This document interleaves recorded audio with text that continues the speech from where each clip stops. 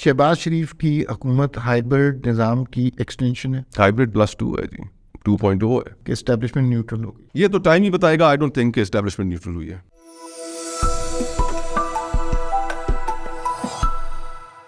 अस्सलाम वालेकुम। और आज हमारे स्टूडियो में वी न्यूज़ एक्सक्लूसिव में मुस्तफ़ा नवाज़ खोखर साहब मौजूद है और ये नौजवान सियासतदान हैं, मुख्तलिफ़ तरीके से सोचते हैं। रवायती सियासत से इनके लहजे में थोड़ी सी बगावत नज़र आती है। बहुत से सवालात इनसे करने की ख्वाहिश है। पहले तो आपका बहुत शुक्रिया। बहुत शुक्रिया मान भाई। आजकल सारे मुल्क में एक एहतसाब की बात चलने की है, हाइब्रिड निज़ाम के एहतसाब के हवाले से।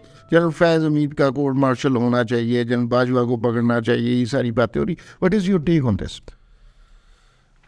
अमार भाई, इसमें तो कोई शक ही नहीं है कि हमारी सियासत के अंदर इस्टेब्लिशमेंट का जो ओवरसाइज्ड रोल रहा है, इस मुल्क में डायरेक्ट मिलिट्री इंटरवेंशन हुई हैं, डिक्टेटर्स रहे हैं, और उसके बाद जो एक हाइब्रिड का निज़ाम जिसका एक्सपेरिमेंट किया गया, उसने इस मुल्क के अंदर जो बहुत से चीज़ें ऐसी हुई कि हम ये समझते थे कि वो वक्त गुजर चुका है और वापस हम उस जानिब नहीं लौटेंगे।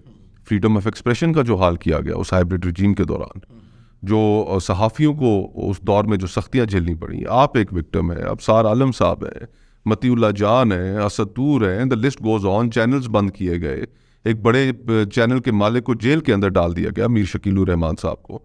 फिर जो पॉलिटिकल विक्टिमाइजेशन हुई उस दौर में, तो उस हाइब्रिड निज़ाम ने भी तो डिलीवर नहीं किया, और उसको बनाने वाले जो हाइब्रिड निज़ाम को थे उन्होंने खुद उसको उखाड़ फेंका।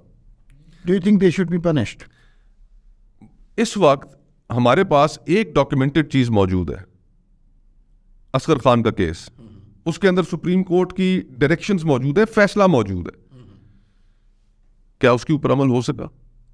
इसमें तो तहकीकात होंगी, अगर तहकीकात होंगी और फिर आप किसी नतीजे पे पहुंचेंगे। एक चीज तो आपके सामने पड़ी हुई है, what stops the political parties and the political leaders from moving in that direction? क्या उन्हें सजा मिलनी चाहिए? अनकॉन्स्टिट्यूशनल रोल तो जिसका भी होगा, अनकॉन्स्टिट्यूशनल रोल जिसका भी होगा। एक जस्टिस अतर मंजिला साहब ने बड़ी खूबसूरत जजमेंट दी है इस्लामाबाद हाई कोर्ट के, जब वो चीफ जस्टिस थे, और उन्होंने बड़े क्लियरली इस चीज़ को डॉक्यूमेंट कर दिया फैसले की सूरत में कि फ़ौज का एक आईनी किरदार है और उस आईनी किरदार से वो आगे नहीं बढ़ सकती, कोई गुंजाइश ही नहीं है। और उस आईनी किरदार में डेमोक्रेसी के अंदर इंटरफेयर करना तो किसी सूरत मौजूद ही नहीं है। तो जो भी इंटरफेरेंस हुई है वो तो इलीगल हुई है, अनकॉन्स्टिट्यूशनल हुई है, इसके बारे में तो कोई दो राय ही नहीं है।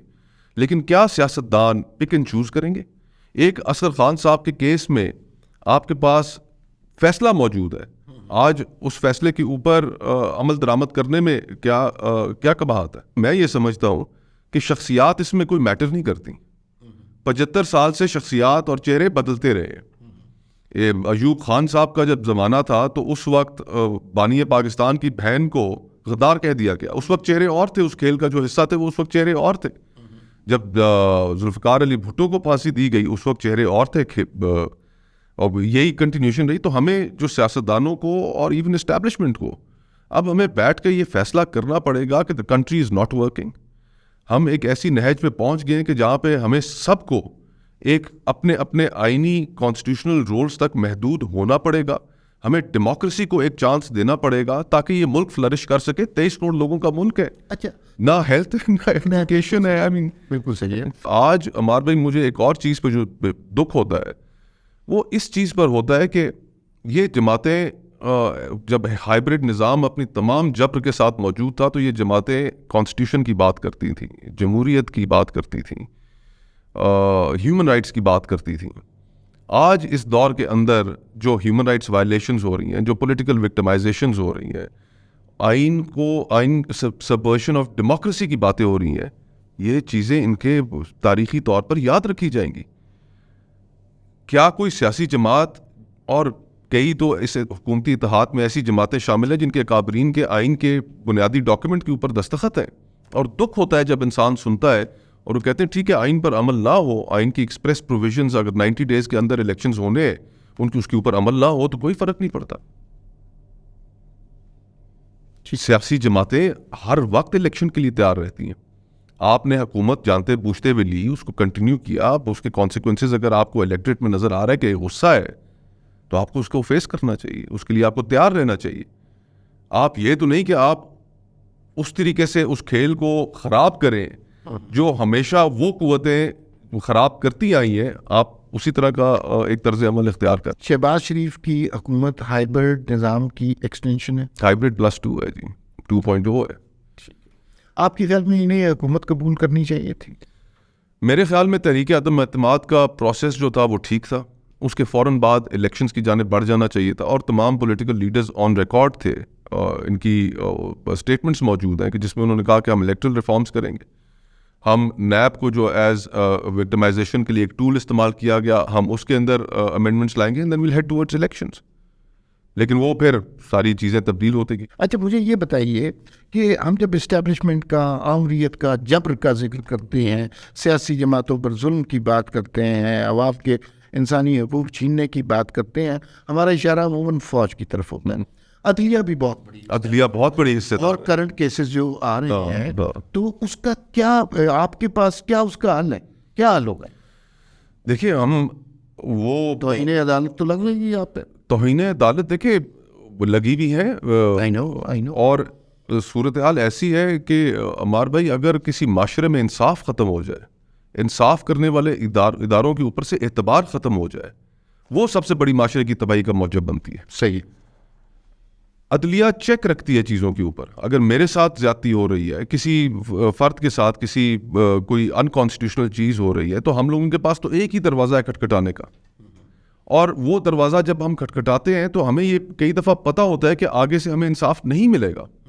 और अगर पहले दिन से इस मुल्क के अंदर इंसाफ की रस्म मजबूती से कायम रहती तो आज हमें ये हालात भी ना देखने पड़ते।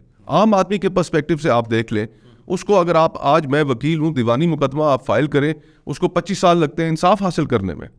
जो बड़े सियासी फैसले हुए और उनके, जिस तरह जुल्फ़िकार अली भुट्टो का केस है कि कितना बड़ा धब्बा है हमारी अदालती तारीख पे, लेकिन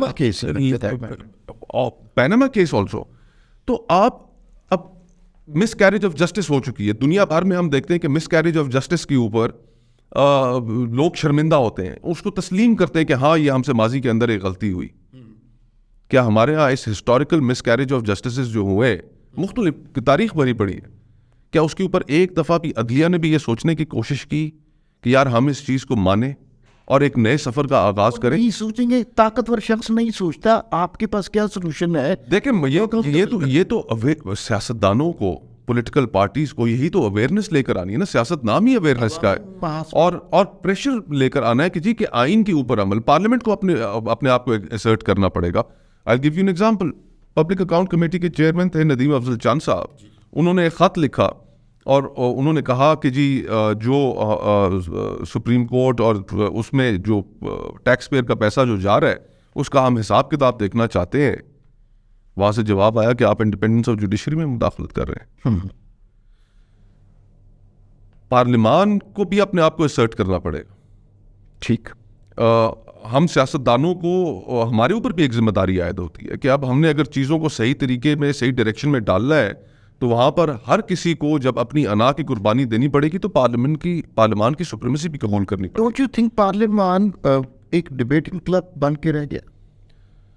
अनफॉर्चुनेटली ना सिर्फ डिबेटिंग क्लब बन के रह गया, लेकिन उसने कुछ नई तारीखें भी रकम की।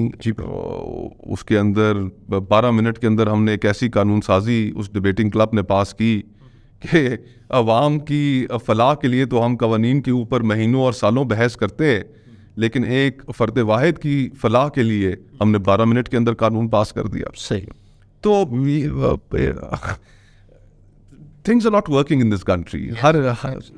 आप, और बहुत हो चुका है। इस मुल्क के जो लोग हैं वो ये डिज़र्व नहीं करते। यहाँ के 25 लाख नौजवान आपके हर साल जॉब मार्केट में ऐड हो रहा है, हमारे पास जॉब्स नहीं है देने के लिए। हेल्थ नहीं है इस मुल्क में एजुकेशन नहीं है, क्वालिटी एजुकेशन नहीं है। अगर एजुकेशन के है तो क्वालिटी नहीं है। ये कैसे चलाना है? ये 23 करोड़ लोगों का जो मुल्क है, ये अवाम का जो जमे गफ़ीर है, कल को 30 होगा, फिर 35 होगा, फिर 40 होगा, किसी के पास कोई प्रोग्राम नज़र आ रहा है। तो कब तक हमने इस तरह इस मुल्क को चलाते रहना है? नहीं चल रहा। वो मर्फीज लॉ है कि if anything can go wrong it will eventually go wrong, ठीक ठीक। And too many things have gone wrong in this country. अब चीज़ों को ठीक करना पड़ेगा। I know you're not very happy with the political parties working in this country, लेकिन ये 3 शख्सियात में से अगर आपको किसी एक का नाम चूज करना पड़े तो वो कौन होगा? बिलावल भुट्टो, मरीम नवाज, इमरान खान। हर किसी के अपने पॉजिटिव पॉइंट्स भी हैं जी। कोई इंसान अपनी ज़ात के अंदर मुकम्मल तौर पर एक फरिश्ता तो नहीं होता, हर वीकनेसेस। मुझे तो तीनों के अंदर अच्छी चीज़ें भी नज़र आती हैं। उनकी पर्सनालिटीज़ के अंदर जो फ्लॉज हैं, जो हर इंसान की पर्सनालिटी के अंदर होते हैं, उस तरह उनकी पर्सनालिटीज़ में भी फ्लॉ है। मुझे इस चीज़ से कोई गर्ज नहीं है अमार भाई, या for that matter I think majority of Pakistanis को भी इस चीज़ से गर्ज नहीं होगी कि कौन सा लीडर कैसा है। उनको अपनी ज़िंदगियों से गर्ज है कि कौन उनकी, अगर कोई एक हुक्मरान तहज्जुद गुजार है, बहुत नेक और पारसा है, तो वो अपने लिए है, मेरे लिए तो नहीं है। मेरा तकाजा तो ये है कि वो इस मुल्क के अंदर खुशहाली पैदा करे, इस मुल्क के अंदर इंसाफ लेकर आए, एक अच्छी हुकूमत दे। ये चीज़ें जो है तो आई सी इट दैट वे।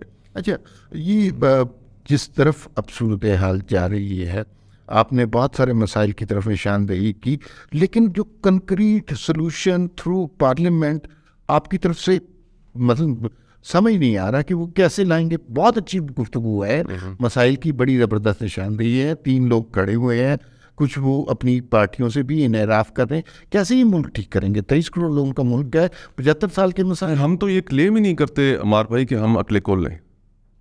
यही अक्ल कुल होने की जो एक सोच है, इसी ने तो इस मुल्क को इस मुकाम तक पहुंचाया कि यहाँ पर डिक्टेटर्स आ गए। एक ने कहा कि मैं अक्ल कुल हूँ, इस मुल्क के अंदर मैंने अमीरुल मोमिनीन बनना है, और इस मुल्क का जो हाल कर दिया वो हम सब के सामने 80s के अंदर जो हुआ।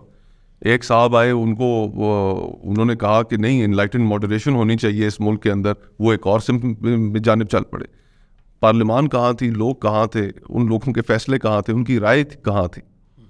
हम अक्ल कुल नहीं है, हमारे पास तमाम सोल्यूशंस मौजूद नहीं है, लेकिन अगर हमने जो बुनियादी चीज़ें अगर इस मुल्क की ठीक करनी है तो उसके लिए तो सोल्यूशंस का हमें पता भी है, उनके ऊपर इम्प्लीमेंट किस तरीके से करना है उसका भी हमें पता है। पॉलिटिकल पार्टीज़ अगर अब जानबूझकर उस जानिब ना बढ़ने जाए और उनकी सारी की सारी अटेंशन इस जानिब हो कि हमने इस पोलराइज्ड माहौल में कैसे बेहतर एक गाली निकालनी है, कैसे बेहतर अपने हरीफ को हमने उसके ऊपर गंद उछालना है, तो सियासत तो ये नहीं है। आप लोगों के मसाइल की जानिब कब आएंगे? पॉलिटिकल पार्टीज़ के अंदर देख लें, पॉलिटिकल पार्टीज़ के अंदर क्या आपको कहीं डिबेट नज़र आता है? किसी पॉलिटिकल पार्टी के अंदर आपको एक ओपननेस नज़र आती है कि जिसके अंदर लीडर्स को भी अकाउंटेबल बनाया जा सके, चीज़ें मुशावरत के साथ हों? ऐसी चीज़ें हो जाती हैं कि जिनका सुबह उठकर पता चलता है कि जनाब ये फैसले हो गए। तो आई मीन हर चीज़ के अंदर कोई एक चीज़ नहीं है जिसमें पाकिस्तान को रिफॉर्म की ज़रूरत नहीं है। आपके ख्याल में इमरान खान के ऊपर 60 के करीब मुकदमात हो चुके हैं, हर रोज़ हम ये सुन रहे हैं कि कभी गिरफ्तारी होने वाली है, कभी उन्हें दहशतगर्दी में, कभी तोशाखाना में। ये सही तरीका है? बिल्कुल सही तरीका नहीं है जी। नवाज शरीफ साहब के साथ हुआ, गलत हुआ। बेनज़ीर भुट्टो के साथ हुआ, गलत हुआ। इमरान खान के साथ हो रहा है, गलत हो रहा है। 2002 में परवेज़ मुशर्रफ साहब की हुकूमत थी और उन्होंने पाकिस्तान पीपल्स पार्टी को रजिस्टर ही नहीं होने दिया। इलेक्शन कमीशन के ऊपर ऐसा दबाव डाला कि उन्होंने पाकिस्तान पीपल्स पार्टी की रजिस्ट्रेशन ही मनसूख कर दी। एक नए सिरे से पाकिस्तान पीपल्स पार्टी पार्लियामेंटेरियन के नाम से एक जमात रजिस्टर करानी पड़ी, जिसके सरबराह मखदूम अमीन फ़हीम साहब को बनाया, राजा परवेज़ अशरफ साहब को जनरल सेक्रेटरी बनाया। क्या आप शहीद बेनज़ीर भुट्टो को पाकिस्तान की सियासत से हटा सकें? लोगों आपको पैट्रियट बनाना पड़ा। लोगों ने काफ को उस वक्त भी मेजॉरिटी नहीं दी और वो एक भरपूर एक साइजेबल नंबर ऑफ सीट्स के साथ पार्लियामेंट में फिर मौजूद थी। लोगों की हमदर्दियाँ बढ़ गई। नवाज शरीफ साहब को आपने डिस्क्वालीफाई किया, क्या लोगों की हमदर्दियाँ उनके साथ नहीं बढ़ी? क्या लोग आज नहीं समझते कि यह गलत किया गया?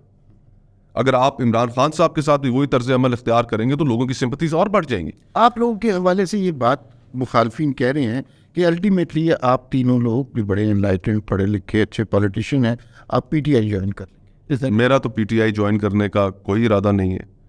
पीटीआई के दौर में जो जबर का इन्हाल इस मुल्क ने सामना किया, वो हमारे सामने, उसको हमने ओपनली क्रिटिसाइज़ किया। और आज भी मैं ये समझता हूँ कि देखिए अमार भाई, बात ये नहीं है कि किसको आपने ऊंचा दिखाना है, किसको आपने नीचा दिखाना है, इस मुल्क को चलाना है। सही। मुझे नहीं लगता कि इमरान खान साहब इस्टेब्लिशमेंट के ओवरसाइज्ड रोल की अभी भी वो उसको उस तरीके से देखते हैं जिस तरीके से वो एक सियासतदान को जो पाकिस्तान जिस नहज में पहुंच चुका है और जो इस मुल्क को चलाना चाहता है, इस मुल्क को बदलना चाहता है, वो उस तरह नहीं देख रहे। आपके मुखालफिन कहते हैं कि reimagining Pakistan is actually backed by establishment. If it had been backed by establishment तो मैं बैठ के आपके साथ एस्टैब्लिशमेंट के बारे में बातें कर रहा होता। और असल में हो ये गया कि हमारी इज्तिमाई नफ्सियात ऐसी बन गई है। एक अनफॉर्चुनेट चीज़ है, मिसालें भी मौजूद हैं कि जिसमें हम ये समझते हैं कि कोई चीज़ ऑर्गेनिकली पाकिस्तान में हो नहीं सकती, और जो कुछ भी होना है वो हमारे इस्टेब्लिशमेंट की बतन से ही पैदा होना है इस मुल्क में। सही। और हर चीज़ के पीछे हम एक कॉन्स्पिरेसी देखते हैं। एक नेचुरल टेंडेंसी है, एग्जांपल्स भी मौजूद हैं। 2018 की हमारे सामने एक बहुत बड़ी एग्जांपल मौजूद है, उससे पहले भी तारीख के अंदर एग्जांपल्स हैं। तो you can't blame people for thinking like that, लेकिन अनफॉर्चुनेटली हमारे मुल्क की हर, और फिर ऊपर से अगर आप मुसलमान हो तो एक वैसे ही एक पोस्ट कॉलोनियल जो हमारा एक्सपीरियंस है, उसमें हम ज़्यादा टिल्ट करते हैं कॉन्स्पिरेसी थीरीज़ को बिलीव करने में। तो हमने एक चीज़ ऑर्गेनिकली शुरू की है, अच्छी इंटेंशंस के साथ शुरू की है। हम चाहते हैं कि इस्टेब्लिशमेंट का जो ओवरसाइज्ड रोल है वो अब ख़त्म होना चाहिए। पाकिस्तान एक सिक्योरिटी स्टेट की बजाय दुनिया में एक नॉर्मल फंक्शनिंग डेमोक्रेटिक स्टेट की तरह उभर कर सामने आए। इस मुल्क का जो हकीकी पोटेंशियल है वो रियलाइज़ हो। नेबरहुड में हमारी एग्जांपल्स मौजूद हैं। हम ही जैसे लोग हैं जिन्होंने इंडिया को कहाँ से कहाँ पहुँचा दिया। कोई आसमान से तो उतरे नहीं लोग, हम एक ही स्टॉक के लोग हैं। और बांग्लादेश आज आप देखें, अफसोस होता है। तो हमें अब ये चीज़ें जो हैं, ये कॉन्ट्रडिक्शंस जो है अपने माशरे में, इनको एड्रेस करना पड़ेगा। री इमेजिन पाकिस्तान और इस तरह का एक फोरम डेवलप किया जिसमें 3 लोग हैं, मुस्तफ़ा नवाज खोकर, शाहिद खाकान अब्बासी साहब और मिफ्ता इस्माइल साहब। री इमेजिनिंग पाकिस्तान, ये क्या फोरम है? हमार भाई 75 years on, हम we clearly not getting anywhere. हमारी आज मईशत इस मुल्क की बदहाल है। मुल्क डिफ़ॉल्ट के दहाने पर खड़ा है। अगर हम आर्जी तौर पर डिफ़ॉल्ट से बच भी जाते हैं तो 2-3-4 महीने बाद फिर हम शायद इसी मुकाम पर खड़े हों। सियासत हमारी इतनी पोलराइज्ड हो चुकी है कि आज सियासी हरीफ एक दूसरे के साथ बैठने को तैयार नहीं। सियासी मुखालफत सियासी दुश्मनी में बदल चुकी है। और इन हालात में कि अब ये अगर 25 साल बाद इंशाल्लाह जब पाकिस्तान 100 साल का हो रहा होगा, उस वक्त भी अगर हमारी गुफ्तगू का यही होती रही कि इस मुल्क को किसने चलाना है, किसने नहीं चलाना है, इस मुल्क को इसकी फ़ॉरेन पॉलिसी क्या होनी चाहिए, कौन इसकी फ़ॉरेन पॉलिसी डिसाइड करेगा, इसकी मईशत हमने किस अंदाज में चलानी है, किस तरह नहीं चलानी है, तो फिर मेरे ख्याल से काफ़ी वक्त का जबर होगा। 75 साल कोई छोटा पीरियड नहीं है। इन 75 सालों में हमने अपने मुल्क के अंदर बहुत कुछ होते देखा है। पहले दिन से हम अपना वो निज़ाम उस तरीके से ठीक सिमत में नहीं चला सके जिस तरह हमारे साथ आज़ाद होने वाले ममालिक ने चलाया। आज रीजन में बांग्लादेश, इंडिया हमसे कहीं आगे, इवन अफ़गानिस्तान। और इट्स अनफॉर्चुनेट कि हमारा अब जो कंपैरिजन है वो अफ़गानिस्तान से किया जाता है बहुत से मामलात में। तो पाकिस्तान ये तो नहीं हमारे फाउंडिंग फोरफादर्स ने इस तरह सोचा था, और ना ही इस मुल्क में जो नौजवानों का मुल्क है, ना ही वो चाहते हैं कि ये मुल्क ऐसा हो। हम चाहते हैं कि अफ़गानिस्तान भी तरक्की करे, लेकिन उनके साथ जब हमारा कंपैरिजन होता है तो ये एक दुख की बात है। और इस मुल्क में जो टैलेंट है, इस मुल्क में जो पोटेंशियल है, सिर्फ इस साल की अगर आप फिगर्स देखें तो जो माइग्रेशन हुई है पाकिस्तान से, वो माइग्रेशन के जो नंबर्स हैं वो बहुत बड़े हैं। लोगों को एक नाउमीदी पैदा हो रही है, ब्रेन ड्रेन हो रहा है। प्रोफेशनल्स, बिजनेसमैन, जिसके मौका मिल रहा है वो इस मुल्क से निकलने की कोशिश कर रहा है। और इसी कॉन्टेक्स्ट में जो हमारी एक हज़ारा बच्ची बलूचिस्तान से ताल्लुक़ रखने वाली, उनका जो सान्या हुआ इटली में जो कश्ती में डूबी, आप देखिए वो नेशनल टीम का हिस्सा थी, हॉकी की, फुटबॉल की, और उसके बावजूद उन्होंने कितना ख़तरनाक रास्ता चुना कि इस मुल्क से निकल कर कहीं जाकर अपनी एक ज़िंदगी बसाने का। तो ये बहुत तवज्जो दिलाता है ये सिर्फ एक इंसिडेंट कि आपके यहाँ लोग अगर टैलेंट से भी भरपूर हों, किसी मुकाम पर पहुंच भी जाए, तो तब भी उनकी एक अच्छी ज़िंदगी गुजारने की, एक डिग्निफाइड ज़िंदगी गुजारने के यहाँ पर मौके नहीं है। ठीक। तो हमें अब पाकिस्तान को बदलना तो है। इन हालात में, नाउमीदी में, हमने ये गुफ्तगू भी करनी है और हमने उस सोच को भी बेदार करना है कि पाकिस्तान कैसे ठीक होगा। इसको मसाइल का आपको भी पता है, मुझे भी पता है। आप जिससे जाकर मिल लें, जो भाई यहाँ पर इस कमरे में मौजूद हैं, जो बहनें यहाँ पर मौजूद हैं, आप बाज़ारों में चले जाएं, थड़ों पे बैठ जाएं, हर किसी को मसाइल का पता है। तो रीइमेजिन सोल्यूशंस क्या है? सोल्यूशंस में गुफ्तगू होनी चाहिए और सोल्यूशंस में इस माहौल में गुफ्तगू हो नहीं पा रही है। It is very unfortunate. Reimagining Pakistan के पास सॉल्यूशंस हैं। जी हाँ, बिल्कुल। अब हमने तो अपनी सेमिनार्स की खैर सीरीज़ शुरू की। अब हमने जब अपना पहला अमार भाई सेमिनार किया क्वेटा में, बलूचिस्तान जी, और वो वहाँ पर करने की वजह भी यही थी कि वो सबसे ज़्यादा हमारा इम्पॉवरिश्ड सूबा है, निगलेक्टेड सूबा है, और वहाँ पर पिछले कई सालों से जो एक इंसर्जेंसी चल रही है उसमें लोग खफा भी है। और वहाँ पर एक साहब थे, एक नौजवान लड़का है, वो डॉन में भी कभी कभार लिखते हैं। उन्होंने इतनी एक अच्छी तजवीज़ दी कि बलूचिस्तान के मामलात को आप किस तरीके से ठीक कर सकते हैं। और वो ये थी कि जी 16 सीटों के साथ, 17 सीटों के साथ बलूचिस्तान जो नेशनल पॉलिटिकल पार्टीज़ हैं उनके लिए वो अहमियत कभी इख्तियार कर ही नहीं सकता। वो एफर्ट कराची की सीट ज़्यादा है, पेशावर वैली की सीट ज़्यादा है, लाहौर फैसलाबाद की सीट्स बलूचिस्तान से ज़्यादा है। तो वहाँ पर उनके लिए इंसेंटिव क्या है? इंसेंटिव तो हमें नहीं नज़र आता। एक पार्टी बहुत मेहनत करेगी तो 17 सीटों में से 8 सीट जाएगी, उससे ज़्यादा तो कराची की सीट्स हैं, उससे ज़्यादा तो लाहौर की सीट्स हैं। तो how to change that, how to create that interest? Senate के इलेक्शंस उन्होंने कहा कि डायरेक्ट कराएं। 25 जब सीट्स के लिए डायरेक्ट इलेक्शन होगा तो नेशनल जो पार्टीज़ हैं उनके लिए हमारे इश्यूज भी अहम हो जाएंगे। उनका यहाँ पर स्टेक, उनको कैंपेनिंग करनी, उनको फौजदार में भी जलसा करना पड़ेगा, उनको मकरान में भी जलसा करना पड़ेगा, उनको पशीन में भी कैंपेन करनी पड़ेगी। अभी तो ऐसी कोई सूरत हाल नहीं। इलेक्शंस गुजर जाते हैं और आप देखते हैं नेशनल लीडर्स जो है बलूचिस्तान के अंदर कैंपेन ही नहीं होती।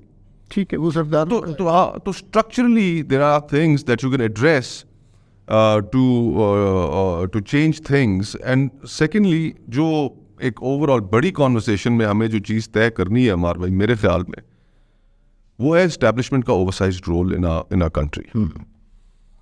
हमने पिछले 75 साल बतौर एक सिक्योरिटी स्टेट के गुजारे हैं। यस। और अब हम अगर अपना तशख़्ख़ुस इससे तब्दील नहीं करेंगे, एक नॉर्मल डेमोक्रेटिक मुल्क के तौर पर दुनिया में नहीं जाने माने जाएंगे, तो ना इस मुल्क के अंदर किसी ने इन्वेस्टमेंट करनी है। जो कोई इन्वेस्टमेंट करेगा ना यहाँ पर रूल ऑफ लॉ। हमने देखा रिकोडिक में क्या हुआ, हमने देखा कारके में क्या हुआ। कोई इंटरनेशनल इन्वेस्टर पाकिस्तान के अंदर पैसा लगाकर यहाँ पर कमा नहीं सका, रिटर्न्स उसको नहीं मिल सके। और उस सिक्योरिटी स्टेट के तशख़्ख़ुस में हमने यहाँ पर डेमोक्रेसी को नहीं चलने दिया, क्योंकि पार्लियामान फिर एक सिक्योरिटी स्टेट के सामने तो खड़ी हो जाती है। पार्लियामान, एक शख्स ने जो फैसले करने हैं वो पार्लियामान तो शायद उनकी इजाज़त ना दे। तो अब जो खित्ते के हालात हैं, अफ़गानिस्तान के अंदर जो एक चीज़ चल रही थी पिछली 4 दहाइयों से, वो अब बंद हो चुकी है।